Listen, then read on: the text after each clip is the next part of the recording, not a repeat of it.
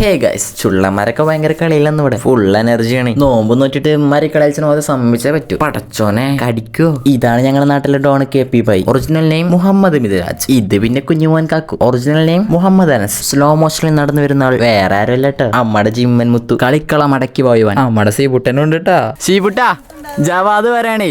2-ാം നോമ്പായപ്പോ തന്നെ ഡ്രസ് എടുക്കാൻ പോലെ അതിനെ തോന്നല്ലേ പോണേ. ചുള്ളന്മാരൊക്കെ കണ്ടത്തേക്ക് പന്ത് തപ്പിയാൻ ഇറങ്ങി. കൂട്ടത്തിൽ നമ്മളിറങ്ങി സഹായം. അതല്ലേ എല്ലാം. പന്ത് തപ്പണതിന്റെ ഇടയിൽ നമുക്ക് നന്നാരി സർബത്തിന്റെ പേരിട്ടി. അപ്പൊ കുറച്ച് തോന്നണ്ട് പറഞ്ഞു. ഏതായാലും നോമ്പല്ലേ, രാത്രിക്ക് നല്ലൊരു പരിപാടി എപ്പിക്കാം. സോനുകൂട്ടനൊക്കെ നോമ്പ് തലക്ക് കുടിച്ചു തോന്നുന്നുണ്ട്. ചെക്കനൊരു മുണ്ടാട്ടില്ലേ.